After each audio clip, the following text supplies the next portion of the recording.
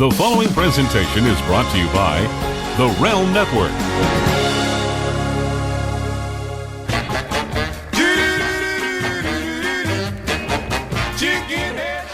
Hello, everybody, and welcome to another edition of Bucket Full of Chicken X. It's Friday. You know this is what I try to do every Friday. I've been doing it now for almost the past year.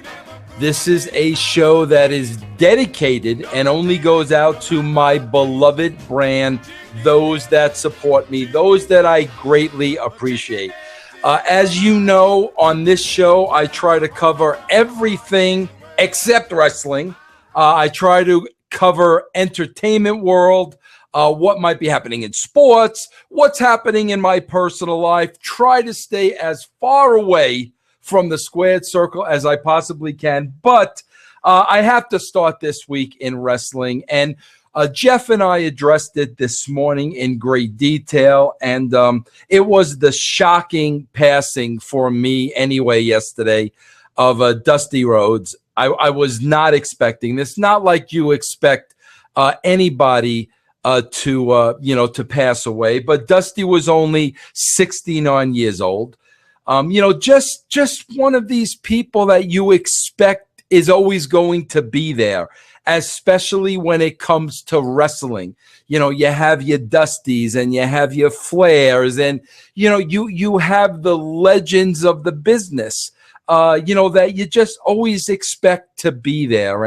And we lost a great one yesterday. And, I had the privilege of working with Dusty for a short time in TNA. I had the absolute honor of being in the same ring as him and also doing some promos back and forth. But, I'm not on here to talk about my working relationship with Dusty. I'm on here as a fan, like everybody else. Dusty Rhodes, in my opinion, was the greatest entertainer in the history of professional wrestling. You have to be born to do what Dusty did. You can't teach that to somebody. His persona, his personality, reeking of charisma, the words that came out of his mouth, the actions in the ring. This guy was made and created by God himself to entertain the masses and be a professional wrestler. When people pass away, you always hear there isn't going to be another like him. There can never, ever be another Dusty Rhodes. And anybody who is a fan of the wrestling business would say the same thing. There will never, ever be another like him in the history of this business. And, my sentiments and my prayers go out to his family. I have a history with Dustin. I love Dustin. I respect Dustin. I'm feeling for him right now. I'm feeling for the rest of his family. Just what a tremendous, tremendous loss. Somebody that will never, ever be replaced. Not only in wrestling, but as a man, as a father, just as an icon, and much more than a wrestler. This man was the consummate professional, entertainer, and just touched so many people's lives, me being one of them. There's an interesting story on the website today, VinceRussoBrand.com. I want you to look at, and I want to encourage you. If you're watching this show, you're members of the brand. Listen, if you have something to say and you want to write a blog as a member of the brand, send it to me. I'll put it up on the site. I've said all along, this is our site. I can't do this without you. Without you, there's no me. So the brand is very important to me. You have something to say, send it to me. Let me take a look at it. I'll put it up. Today somebody had something to say about a comment that was made about Dusty on ESPN and the way that it was handled. They felt, their opinion anyway, by dirt sheets. So I encourage you. You have something you have to say, freedom of speech, man. Yeah, I'm going to give you the platform to say it, whether I agree or disagree. It's your opportunity to speak out. That's what the brand is about. We're one big happy family. Somebody wrote me quickly before we came on the show, and I'm not going to say a lot about this, but I guess apparently Frankie Kazarian just did an interview and had some things to say about me. And listen, I'm number one, I'm not going to read the interview. Number two, I'm not going to address it. And number three, I'm going to say what I always say. If anybody out there has something that they want to say about me, you are welcome to say it to me. You are welcome to come on the brand anytime. You can come on a free show where I won't benefit from it monetarily. If you have something to say about me, feel free to say it to my face. So, what Frankie Kazarian is going to say about me in an interview, I'll be honest with you, I don't care. If Frankie, as a man, has something that he wants to say to me, bro, you know where to find me. The same goes for Jim Cornette. And I've said this a million times. I just had to read a headline about 4 o'clock this morning. Jim's trying to promote his podcast. So he takes a shot at a blog I wrote where I'm trying to compare myself to Jim Ross. Well, of course, that was the last thing I was trying to do. I wasn't in any way, shape, or form trying to compare myself to Jim Ross. That's Cornette's opportunity once again to take a cheap, blindsided shot at Vince Russo. I'm here every day of the week, fellas. I'm here behind my desk with this same microphone. I'll send you the URL code. You can come out on any time you want and address me as a man to my face. If you don't have the balls to do that, quite honestly, I'm not interested in what you have to say. There's nothing I say on this show that I would not say directly to somebody's face. Triple H, if he wanted to come on this show, I'd tell him my feelings to his face. Vince McMahon, if he wanted to, it doesn't matter to me.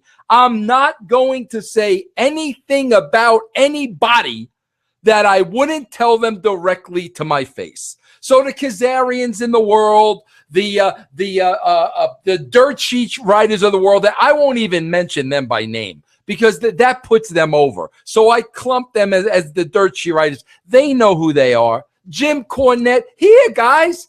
I'm right here. Anything you have to say, take your hand, put your hand on the balls, let me know, and I'll send you a link. You come on the show, you say it. Other than that, quite frankly, I don't give a crap what you have to say, to be honest with you. Let's move on to the rest of the news. I got a lot to say. The Diva came home from a trip on Wednesday. 19 years old. She went to Budapest, to Germany, to Berlin, Hungary. She all over the place. She went with a friend of hers. 19 years old, getting on subways and trains and buses, not even being able to read the language. Listen, I didn't want to know about this. The least I knew about this, the better. I never approved this. She's still living under my roof, 18 or no 18. She's still living under my roof. I would have never approved this. She snuck this through her mother like she usually does. I was sick to my stomach knowing she was going to be on the other side of the world on her own.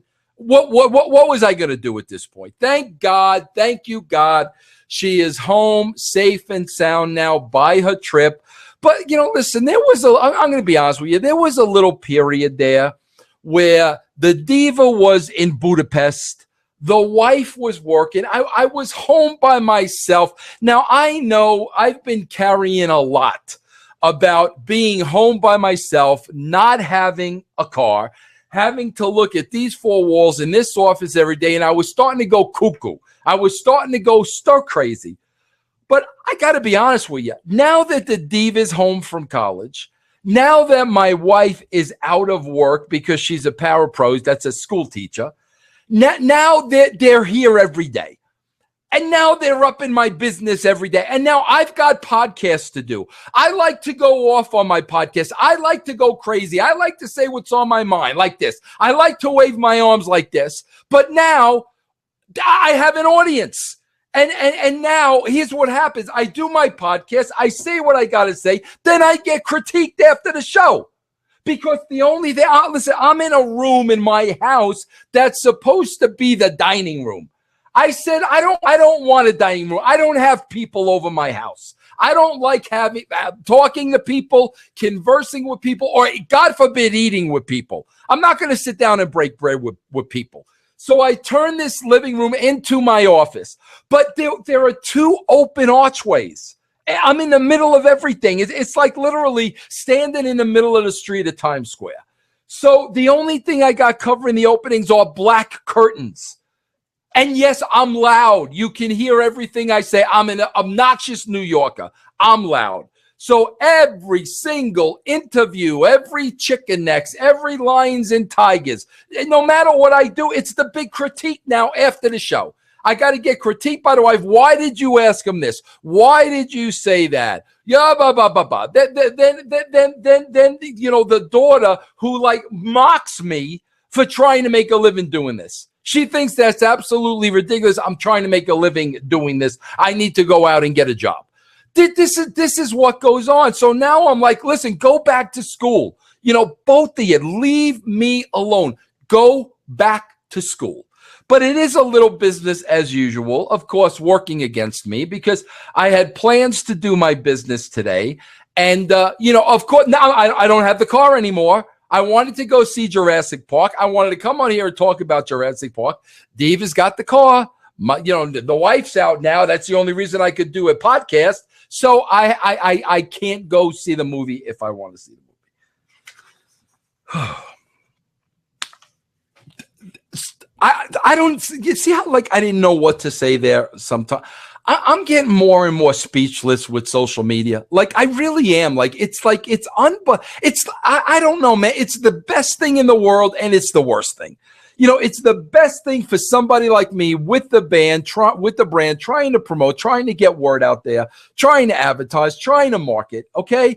And then there's the other side of it with the trolls and the haters and just, people cussing at you, so like it's the best of both worlds, but like it's all over the place.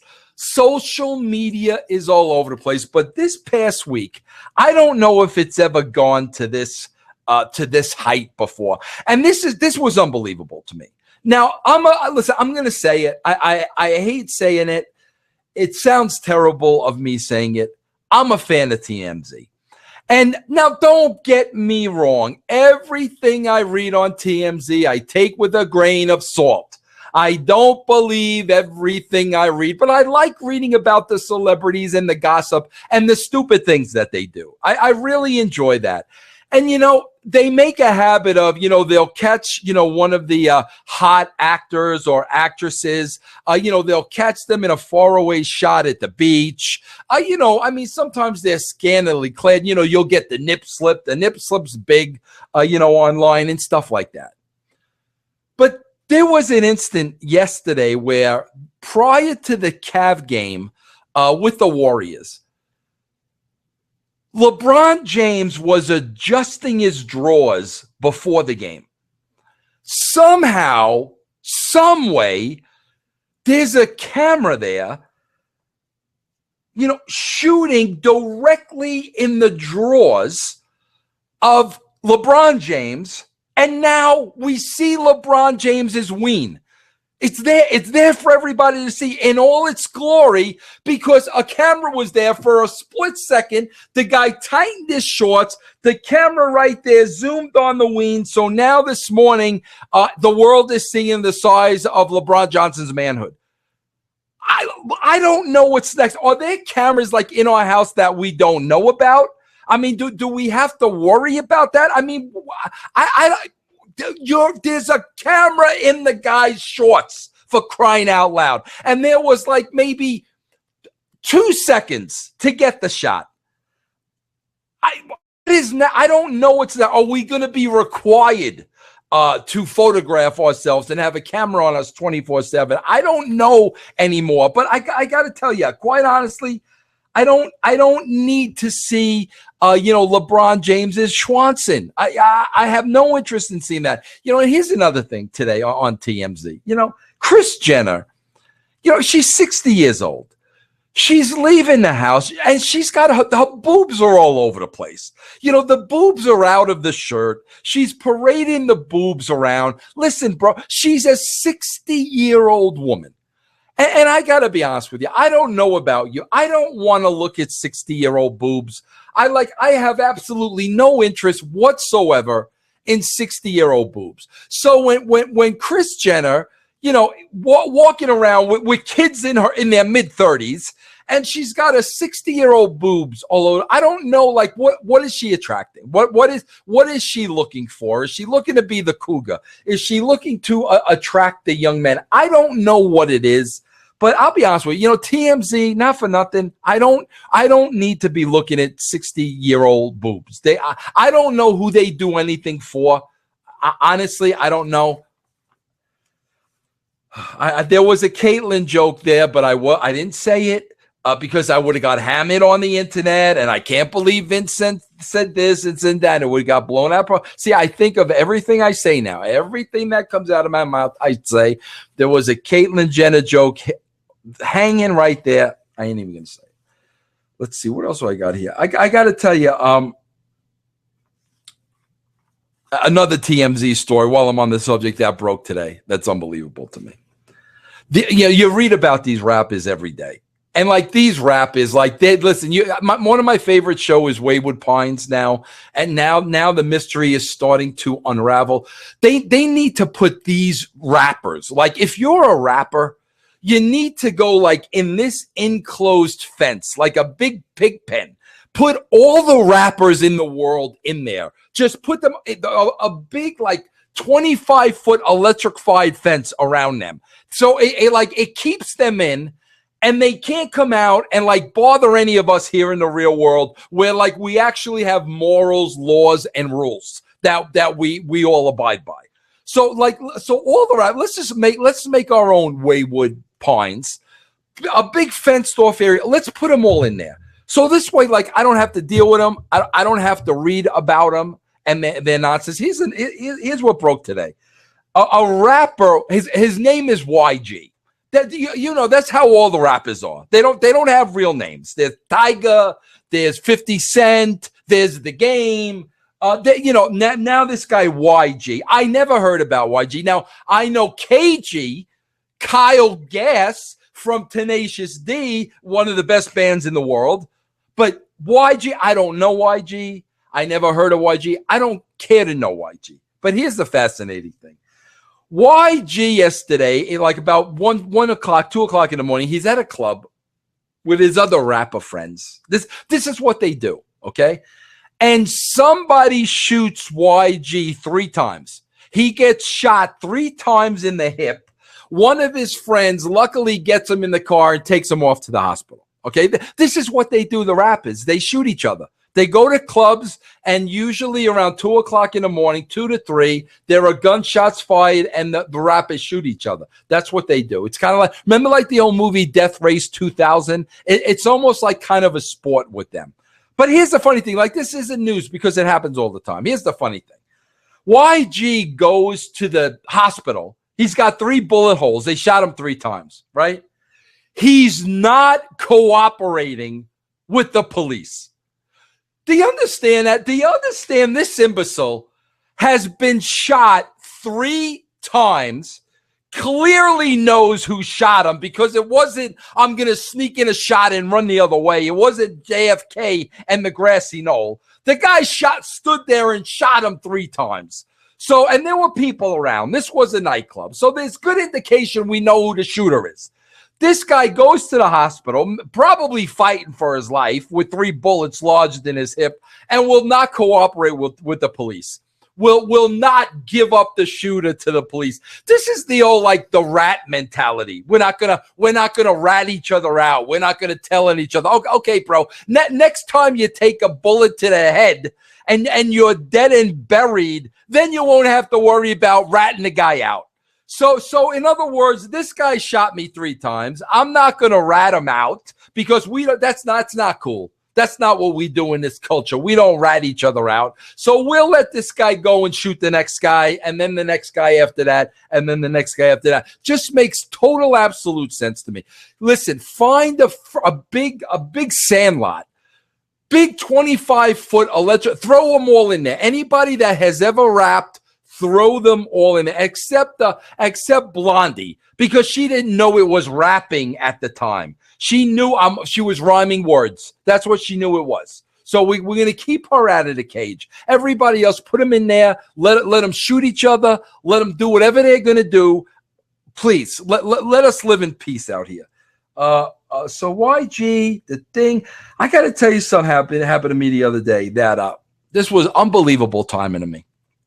And I'm sure you run into this all the time.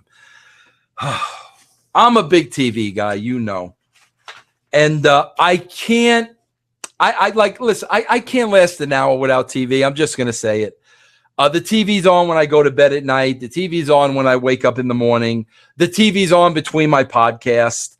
I'm just going to say it. That's what I do. That's who I am. You don't like it, I'm sorry. You have something to say about it, say it to my face.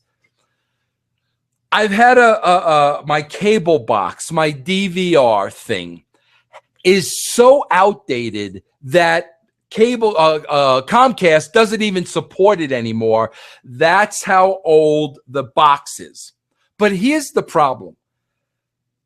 I've had the box for years, and I got a very complicated setup that I had to pay somebody to set up for. Let me tell you what I got in my system. I've got an 80-inch television. I've got the 5 speakers. I've got a receiver. I've got a CD player. I've got a laser disc player. I got a subwoofer. I got a VHS player. I've got a DVD player.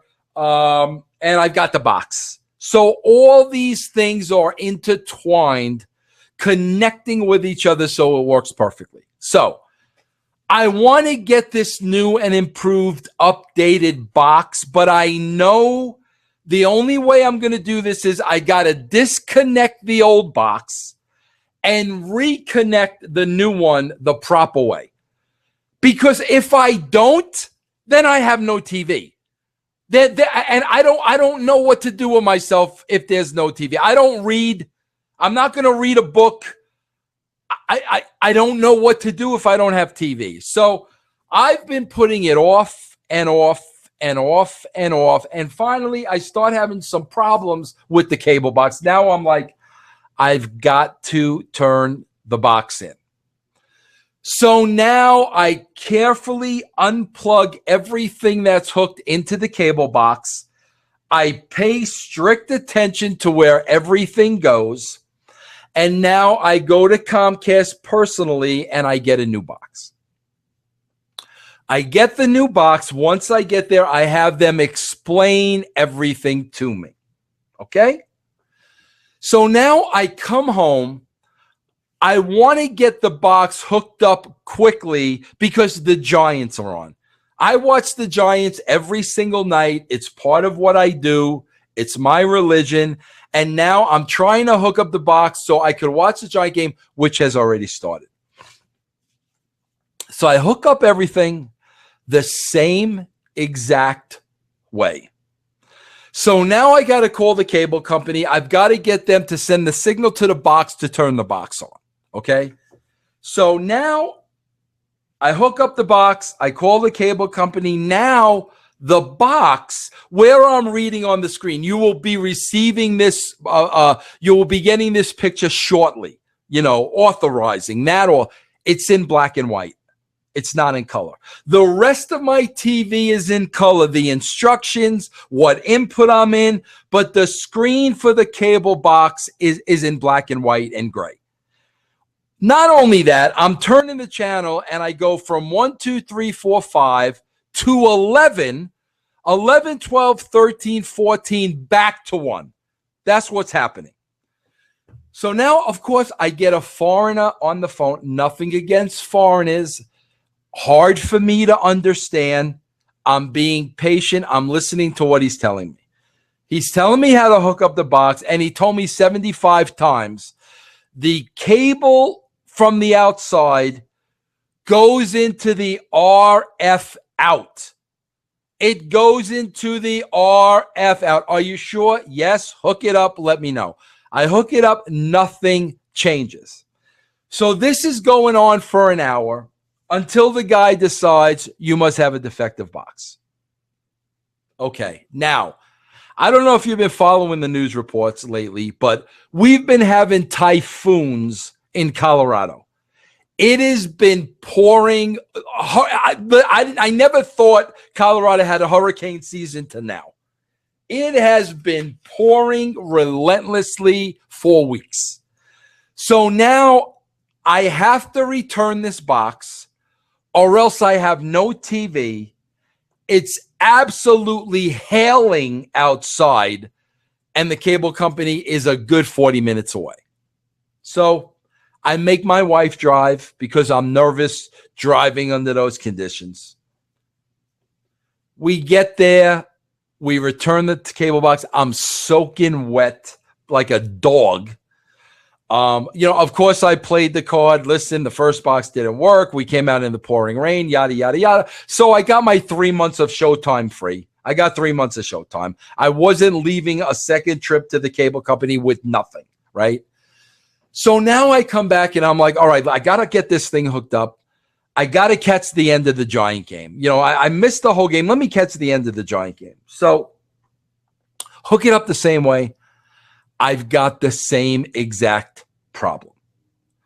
So now I got to call Comcast again. I get American on the phone. I understand what you're saying to me. And I said, listen, the last guy that I spoke to told me how to hook it up. This is how I hooked it up. I'm getting the same thing.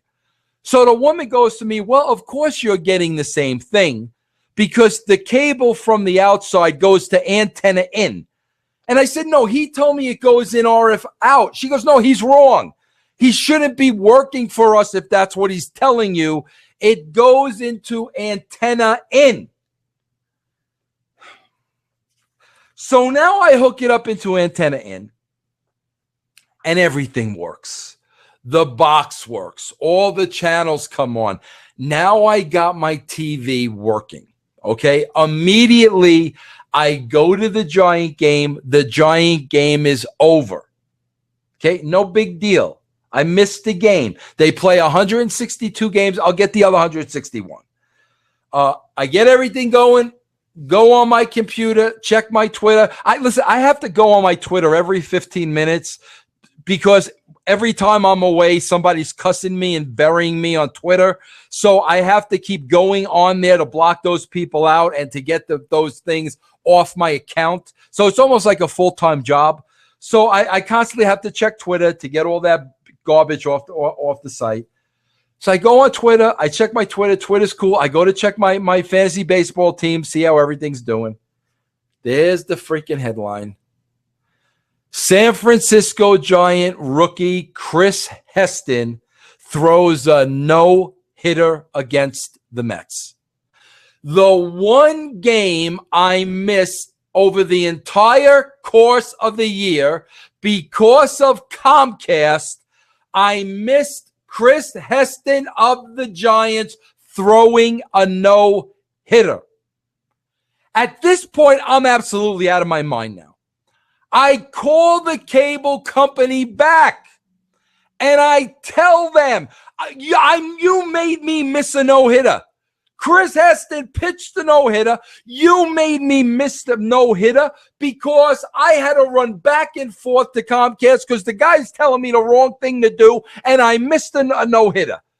Well, Mr. Russo, what can you do? What can we do for you? Well, 3 months of Cinemax will do me fine. So I want you to know the way I've worked the system, I already had 3 months of HBO. I'm about a month into that for other problems they caused me. Now I got 3 free months Showtime, 3 free months of Cinemax, still trying to make up the money from the Chinese buffet of a couple of weeks ago that set me back like $40. So I missed the no-hitter. I got Cinemax free for the next 3 months. Another thing, I'm doing now. Listen, I'm going to be honest with you. I hear about Dusty Rhodes yesterday, and this has been concerning me for a long time. I heard about Dusty. Then I did an interview with Kenny King from TNA. This guy is like just a stud. He's a blue chipper. He used to be a Chippendales dancer. You could bounce freaking quarters off the guy's chest, right? So, I'm getting older. I'm getting out of shape. I probably weigh more right now than I ever have. And, I hear about, Dusty, and, getting older and, stuff like that happens health-wise. I'm not sure exactly what happened, but the older you get, the more you have to take care of yourself and the harder it is. Then I'm talking to Kenny King, and I'm seeing Kenny King, and I'm like, I got to get myself in shape. Listen, I've made a commitment to myself today. I started a diet today. I had nothing in the morning. I had a salad. I had a salad with a little chicken for lunch today. I'm going to have the same thing for dinner. I've got to drop the weight. I've got to get back into the gym on the trail. I feel like crap. I'm always tired. I'm always cranky. And I know a lot of it has to do with the weight. So I want everybody out there, if you support me, keep me on the straight and narrow. I'm about, let's see, it's about 2:30 here. I'm half a day in now. I'm half a day. All I had today was coffee, which I'm not giving up. Let's not get panicky. Coffee, water, salad with chicken. That's all I had today. And I'm probably going to have another salad with chicken again for dinner. You got to keep on top of me. Keep me on the straight and narrow. I was very impressed with this Kenny King. And I got to tell you, man, we talked about racism, not only in the world, but in wrestling especially. Kenny King had some great insights and really opened my eyes to a lot of things I never saw before. This is an intelligent guy. And I knew it about the guy. I could tell. I never had a conversation with him. I never met him. I can tell by the way somebody carries themselves. That's why I wanted to really get him on the show. Great interview with Kenny King coming up for you on the brand. Next week, I've got Bubba. I've got Nikita. I've still got so many shows in the can. I got Samuel Shaw in the can. I've got Jeremy Borash. He's in the can. So many great things are coming up on the brand. But again, that's been my week. That's been what's going on. God bless Dusty Rhodes. He will never, ever be forgotten. And again, God bless every one of you for supporting me. Listen, I'm going to tell you guys, I'm not a proud guy. I wear my heart on my sleeve. This is paying my bills. Everybody thinks for some reason that because I wrote wrestling, I'm a billionaire or I'm a millionaire or I'm wealthy. I don't think people understand. I was a writer. I wasn't a performer. Big difference in salaries between a writer and a performer. Also, the fact that I stood up for what I believed in the wrestling business, rather than, just, fall in line. So, at some point I had to stand up for myself, and it might have cut off some of my income coming in. And to be honest with you, that's my own fault. I don't blame anybody else for that. But as a man, I had to do what I had to do. I had to look in the mirror every day. And when Vince McMahon tells me, get a nanny to raise your kids, Vince, we're done. I'm sorry. At that point, the money is secondary. When I go to WCW and I'm getting jerked around and it's clear to me that I'm wasting my time because they want to sell this company, at that point, I'm done. I'm not going to give you my blood, sweat, and tears when I'm suffering from a concussion and you can't wait to sell the company. So at a certain point in time, I had to leave there. Same thing happened with TNA. All of a sudden, 4 people are hiring in TNA that are over me. So I had to cut my stay at TNA short and go home. So maybe all those are my problems and nobody caused them but me. And I accept responsibility for that. I accept that. But the fact of the matter is, I'm here 54 years old. I still need to make a living. This is how I'm making a living. This is paying my bills. Whatever money I can get from my podcast, picking up writing jobs here and there, that's how I pay for my bills. That's how I take care of my family. So when I tell you I support you, or thank you for supporting me. I mean that from the bottom of my heart. I can't be any more sincere about that. Your $4.95 a month means a great deal to me. It allows me to do this, and I enjoy doing this, guys. When I have no boss and no filter and nobody tell me what to do and not having to be politically correct and saying what I feel and not having to hold anything back, there's no greater gift in the world for me. So I'm so suited for this podcasting. This is what I'm supposed to be doing. I enjoy doing it. I love my brand. So again, thank you very much. Listen, I hope all you have a great weekend. Spend it with your family. Spend it with the ones you love. That's what's important about life. I will catch every single one of you on the rebound next week. Have a great weekend. Again, thank you for all your support. The preceding presentation was brought to you by the Realm Network.